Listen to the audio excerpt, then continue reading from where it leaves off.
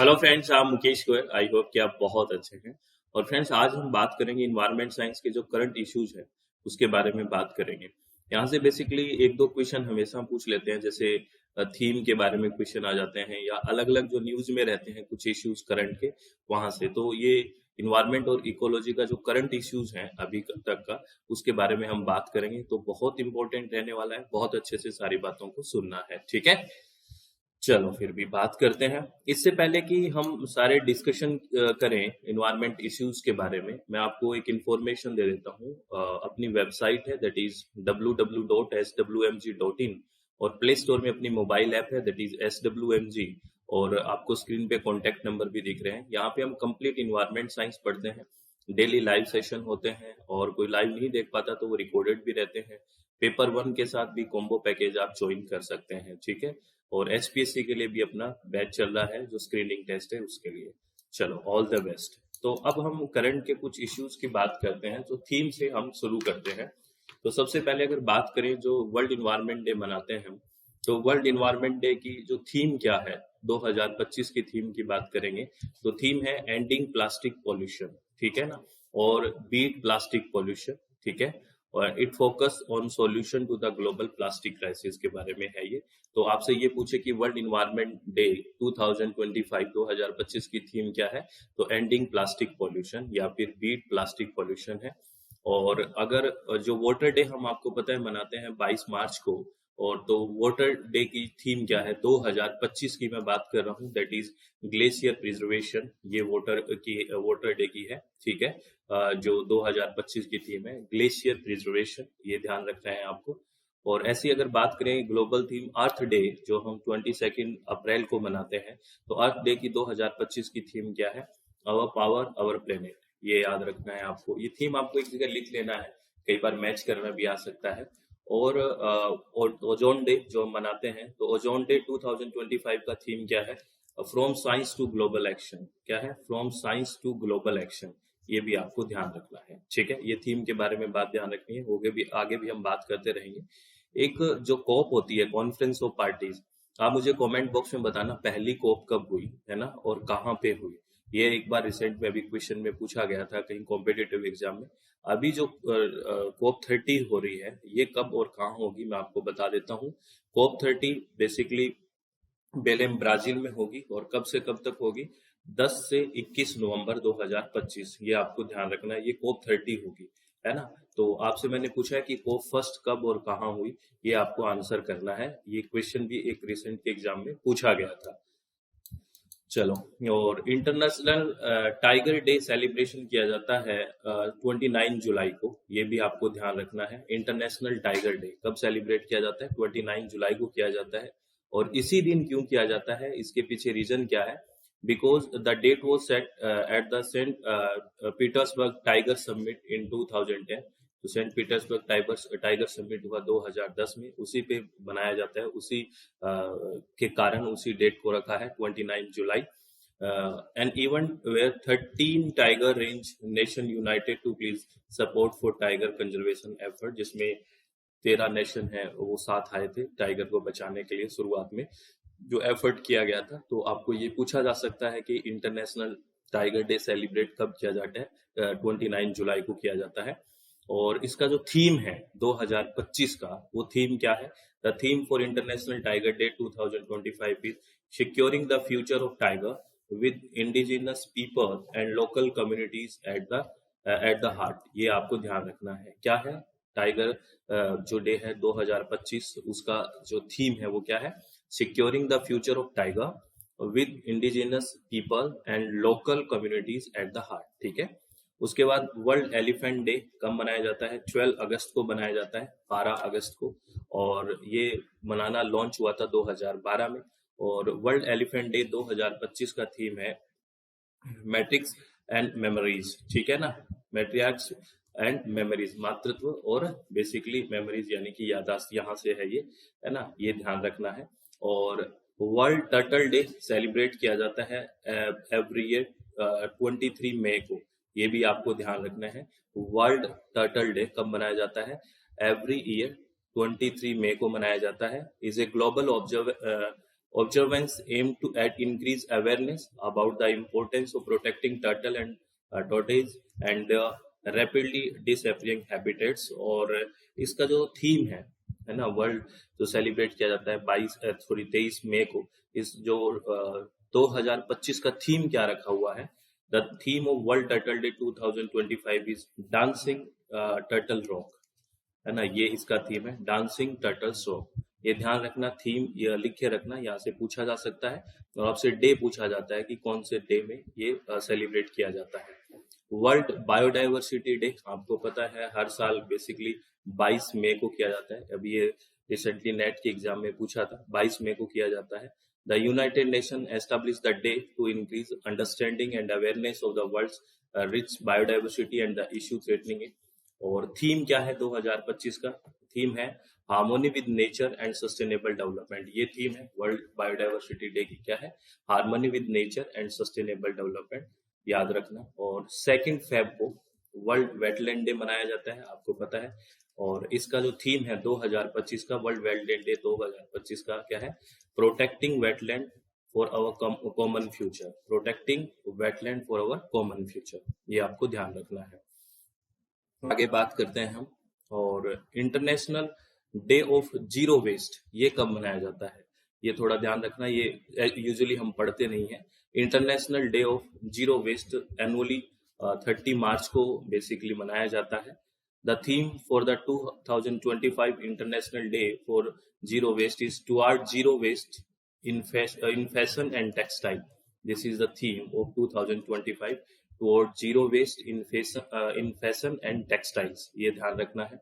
International battery day celebrate किया जाता है 18 फेब को, और ये किया जाता है क्योंकि जो birth of Alexander Volta, the Italian physicist credit with inventing the first practical battery in 1800।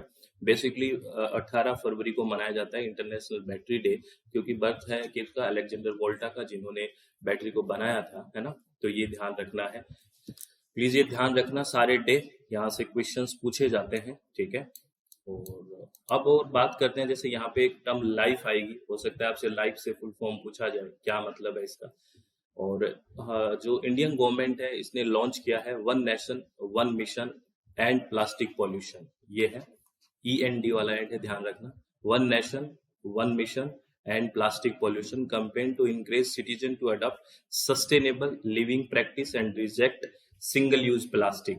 Single use plastic को रिजेक्ट करने के लिए align with prime minister Narendra Modi mission. क्या मिशन है? लाइफ। इस मिशन का नाम है लाइफ स्टाइल फॉर इन्वायरमेंट। हो सकता है आपसे इसका फुल फॉर्म पूछ ले, मिशन लाइफ क्या है? This is life style for environment, coordinated by the Ministry of Environment, Forest and Climate Change. The campaign promotes citizen partnership in cleanup drives, promotes eco-friendly alternatives, and increase responsibility waste management to collectively combat plastic pollution. ठीक है, ये आपको ध्यान रखना है, ये important है, please ध्यान रखना। उसके बाद हम बात करें 2025 का global conference on climate and health. ये क्या है? देखिए, the 2025 global conference on climate and health took place in Brasilia, Brazil, है ना। और कब से कब? From 29 to 31 July 2025। और ये होस्ट किसके द्वारा किया गया? Hosted by government of Brazil, WHO and PAHO। ध्यान रखना है, government of Brazil, world health organization और Pan American health organization PAHO के द्वारा ये बेसिकली क्या किया गया? होस्ट किया गया। और ये कहाँ क्या है? ये 2025 में हुआ है global conference on climate and health. और इसका सिग्निफिकेंस क्या है, क्यों हुआ है? Serve as the annual in person meeting of ATACH। इसका फुल फॉर्म भी याद रखना, ATACH है alliance for transformative action on climate and health. क्या है? Alliance for transformative action on climate and health, ठीक है। ये आपको ध्यान रखना है। ये पूछ सकते हैं कहाँ पे हुआ, कब हुआ। रिसेंटली अगर बात करें, अब थोड़ा और न्यूज की तरफ आए, recently Morocco become the 60th country to ratify the high sea treaty. ये याद रखना, है ना। मोरक्को, है ना, 60वीं कंट्री हो गई है to ratify the high sea treaty, making the first international legal framework aim to protecting biodiversity in international water. और यहाँ पे एक वर्ड आया है हाई सी। क्या है हाई सी का मतलब? According to 1958 Geneva Convention, high sea are ocean area lying beyond the jurisdiction of any state. That will be high sea. They extend past a nation's EEZ, that was exclusive economic zone, which typically reach 200 nautical miles from its coast. ये याद रखना, Morocco 60th country हुआ है ना, 60वीं country. ठीक है, आगे बात करते हैं। और India's first make in India green hydrogen plant was commissioned at the Deen Dayal port authority DPA in Kandla Gujarat in 31 July 2025। ये बहुत इंपॉर्टेंट इंफॉर्मेशन है। India's first make in India green hydrogen plant commissioned at the Deen Dayal port authority DPA in Kandla Gujarat on 31 July 2025। The facility was developed entirely by Indian engineers and uses indigenously manufactured electrolyzers। पूरा का पूरा भारत में make in India है, ये सारी चीजें भारतीय ने हमने ही की है भाई, ये याद रखना। ठीक है, और आगे है UN frontier report 2025 published by the UNEP United Nations Environment Program highlights 4 critical emerging environmental threats। कौन कौन से इस फ्रंटियर रिपोर्ट 2025 में आई है, इसमें कौन कौन से 4 क्रिटिकल इमर्जिंग इन्वायरमेंटल थ्रेट्स की बात की है। पहली है the reawakening of ancient melt down microbes from melting glaciers, याद रखना है। सेकंड है the release of hidden legacy pollution by climate change induced flooding. Third है the new dangers posted by increasing outdated aging dams, जो outdated aging dams हो चुके हैं। और फोर्थ है magnified climate risk for the world's aging population from extreme heat and other impacts. These are 4 critical emerging environmental threats जो UN frontier report 2025 में publish हुए हैं। ये ऑप्शंस बना के पूछा जा सकते हैं कि कौन कौन से 4 बेसिकली इन्वायरमेंटल इश्यूज हैं या जो 4 क्रिटिकल इमर्जिंग थ्रेट्स हैं उनको इंक्लूड किया गया है। ये आपको ध्यान रखना है, ठीक है, ध्यान रखना प्लीज। आगे बात करते हैं vulture population in India fallen bye over 95% since the 1990। Vulture जो पॉपुलेशन है, इसका रीजन है posing a major public health risk. The primary cause was the use of veterinary drug diclofenac। ये एक बड़ा मेजर बेसिकली रोल रहा है जिससे जो वल्चर है उसका 95% पॉपुलेशन है वो फॉल हो चुका है। विच lead A kidney failure in vulture, किसकी वजह से? जो वेटरनरी ड्रग है डाइक्लोफेनाक उसकी वजह से हुआ है, ये ध्यान रखना है। और वल्चर दैट फेड ऑन खास के जो ट्रीटेड लाइफ स्टॉक है उस पे जो वो लेते हैं खाते हैं बेसिकली, तो उसकी वजह से वो जो ड्रग है उनके अंदर चली गई और किडनी फेल हो गई, उसकी वजह से उनकी पॉपुलेशन 95% तक कम हो चुकी है। The decline of this natural clean up crews disturb the ecosystem and sanitation and enable the proliferation of disease. ठीक है, क्योंकि भाई ये प्रकृति को साफ सुथरा रखते हैं, है ना, तो दिक्कत तो होगी। और MNRE क्या है? The India's ministry of new and renewable energy. हो सकता है इसका फुल फॉर्म भी पूछ लिया आपसे, एक बार पूछा भी गया है। MNRE India's ministry of new and renewable energy launch the national policy on geothermal energy in September 2025।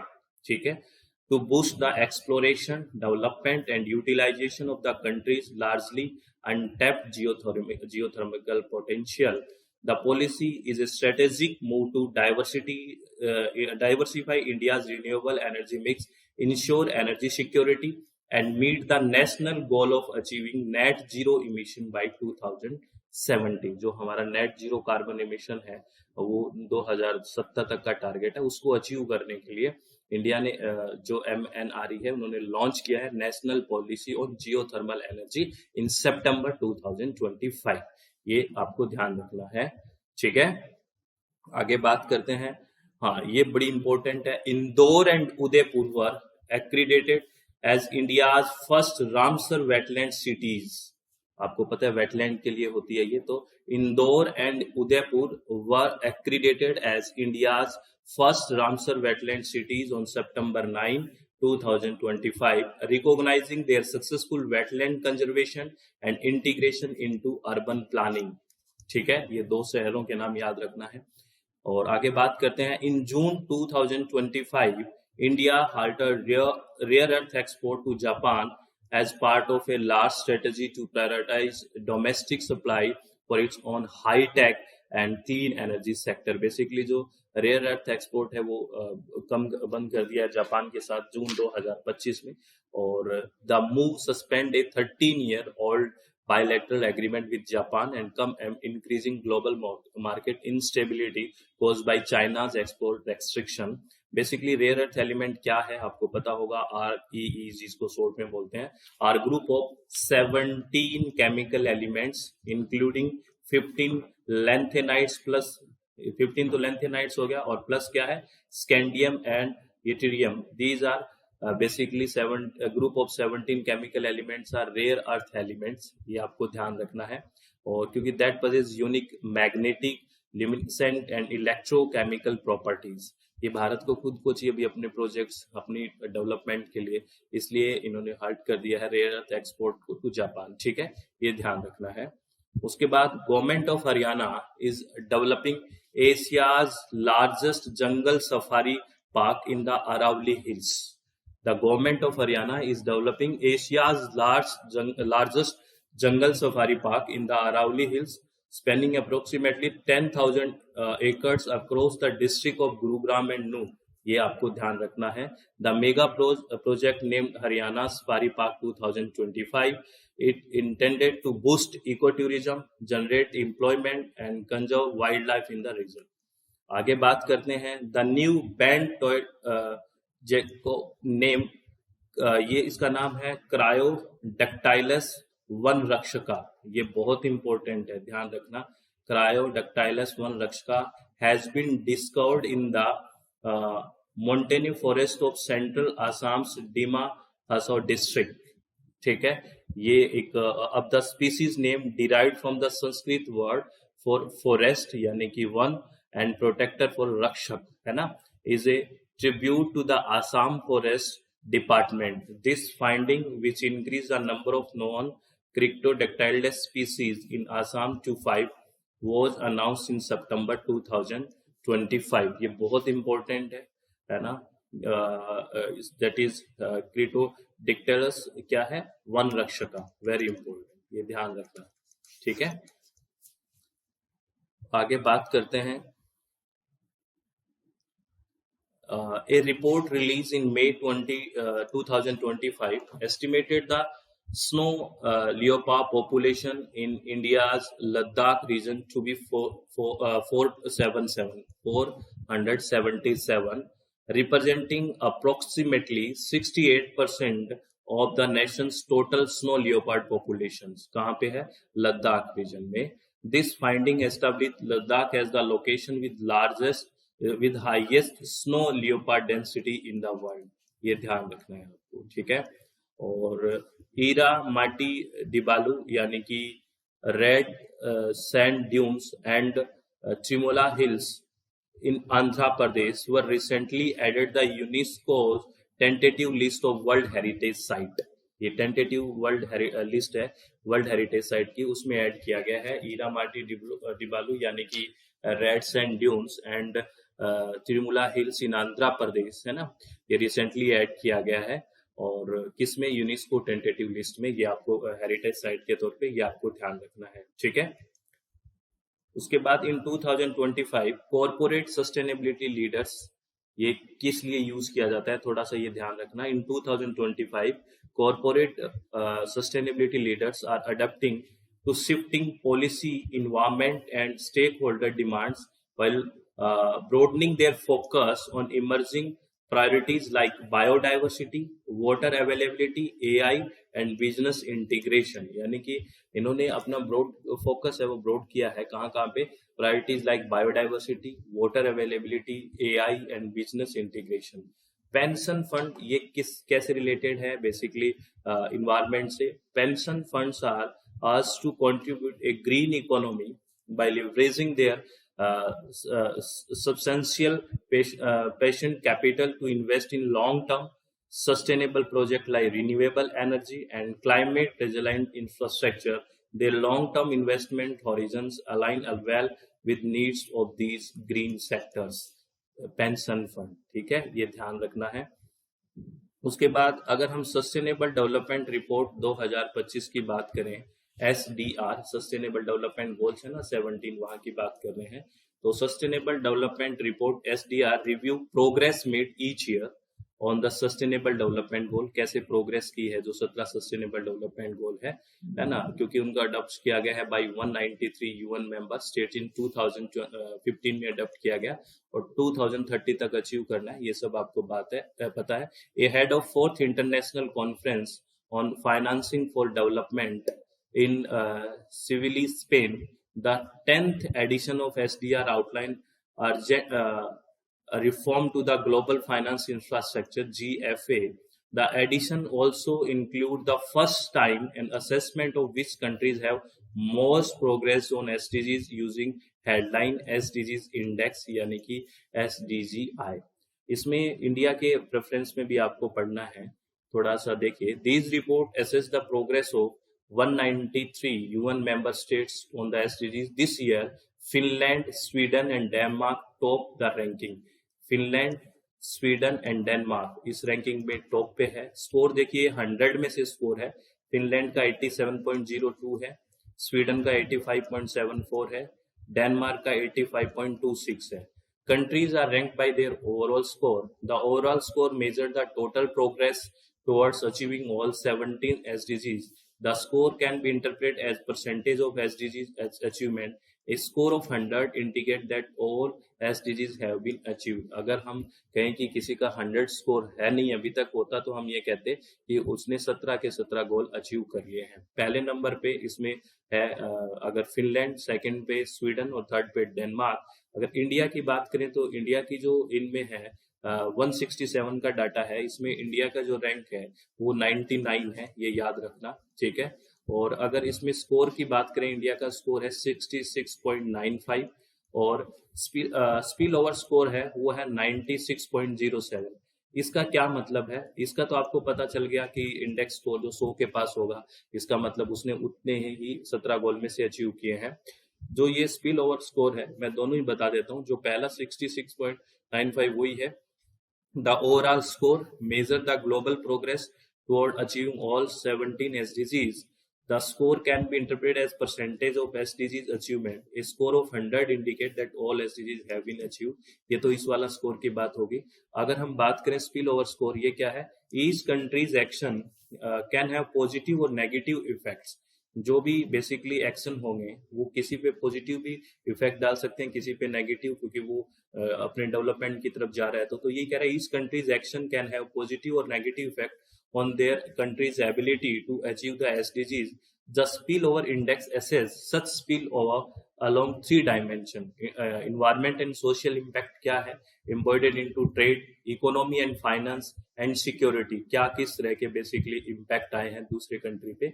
A higher score means that a country goes more positive and fewer negative. अगर इसका स्कोर हायर आता है तो इसका मतलब ये है कि उस कंट्री का जो नेगेटिव इम्पैक्ट है वो कम है और पॉजिटिव इम्पैक्ट ज्यादा है। तो लिखा हुआ है ना, higher score means that countries goes more positive and fewer negative spill over effect. ये टर्म याद रखना, ठीक है, ये याद रखना प्लीज। आगे बात करते हैं। अगर इंडिया के पर्सपेक्टिव में हम बात करें कि एसडीजीज डैशबोर्ड और ट्रेंड की बात करते हैं, तो ये जो 17 गोल्स हैं इसमें आपको अलग अलग साइन जो कलर के एरो दिख रहा होगा, इसमें अगर एकदम ग्रीन डॉट होता है तो उसका मतलब होता है एसडीजीज है वो अचीव हो गया है। और जो ये एरो आपको दिख रहा है ये बेसिकली कहता है कि ऑन ट्रैक और मेंटेनिंग एसडीजीज अचीवमेंट। ये वाला एरो जो आपको दिख रहा है ये क्या कह रहा है? ऑन ट्रैक और मेंटेनिंग एसडीजीज अचीवमेंट, ये बोल रहा है। अगर ये एरो है आपको दिख रहा है तो ये एरो आपको कह रहा है स्टैग्निंग कंडीशन में है ना, स्टैग्नेटिंग कंडीशन में है। अगर ये एरो आपको जहां जहां दिख रहा है इसका मतलब है मॉडरेटली इम्प्रूविंग, चीजें मॉडरेटली इम्प्रूविंग हो रहा है। जैसे ये यहाँ भी है, यहाँ भी है, यहाँ पे भी है। ये एरो का मतलब इसमें समझाया गया है, आप इसका स्क्रीनशॉट लेके देख लें। आपको ये 17 के 17 इंडिया जो गोल है सस्टेनेबल डेवलपमेंट गोल, इंडिया का किस तरह से ट्रेंड चल रहा है ये एरो से आप ध्यान रखना, ठीक है ना। तो इसमें एरो का मतलब आपको समझा दिया। और ये अगर नीचे रेड कलर ये नीचे आता है, जैसे ये वाला है ना, इसमें देखिए ये है डिक्रीजिंग का साइन है। तो ये सारे आपको ध्यान रखने हैं क्या ट्रेंड है, ये पर्सपेक्टिव ऑफ इंडिया के हैं, ठीक है। सस्टेनेबल डेवलपमेंट गोल 99 रैंक है ना, अगर एसटीआई की बात करें इंडेक्स में, तो ये ध्यान रखना है। फर्स्ट सेकंड थर्ड भी आपको मैंने बता दिया। 17 के 17 गोल आपको सीक्वेंस में भी याद होने चाहिए, ये पहले भी अपनी बात हुई है, ये ध्यान रखना, ठीक है। और आपको मिलेनियम डेवलपमेंट गोल्स भी याद होंगे, आप कमेंट में बताना वो कितने हैं और कब आए। और आप ये बताना आपको ये लेक्चर कैसा लगा, है ना, करंट के इश्यू से ठीक लगा, ये सारी थीम्स आपको याद रखनी है। आई थिंक आपको अच्छा लगा होगा। और आपको फिर एक बार इंफॉर्मेशन दे देता हूँ, अपनी वेबसाइट है दैट इज www.swmg.in, और प्ले स्टोर में अपनी मोबाइल ऐप है दैट इज SWMG, और आपको कॉन्टैक्ट नंबर दिए दिख रहे हैं स्क्रीन पे। यहाँ पे हम कंप्लीट पेपर 1 पढ़ते हैं लाइव प्लस रिकॉर्डिंग, ऐसे ही पेपर 2 इन्वायरमेंट साइंस दिसंबर के लिए अपने बैच चल रहे हैं। HPSC के लिए स्पेशली एक बैच हमारा लॉन्च हुआ है, अगर आप स्क्रीनिंग टेस्ट के लिए अगर कोई स्टूडेंट ज्वाइन करना चाहता है तो ज्वाइन कर सकता है। तो all the very best, be happy, अपने चित्त को शांत रखें, खुश रहें, किसी भी तरह की टेंशन ना लें, बढ़िया से रहें, अच्छे से काम करें, सब बहुत बढ़िया है। और प्लीज सभी स्टूडेंट से रिक्वेस्ट है कि आप अच्छे से तैयारी करें, बी काम, बी रिलैक्स, सब बढ़िया है, सब अच्छा होगा। ऑल द वेरी बेस्ट, बहुत बहुत धन्यवाद, thank you, thanks a lot friends.